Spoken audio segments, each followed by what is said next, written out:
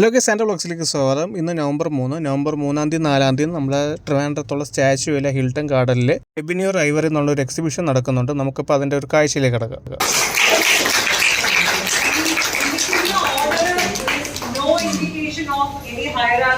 എല്ലാവരെയും തത്തുല്യമായി ബഹുമാനിച്ചാണ് ക്ഷണിക്കുന്നത്.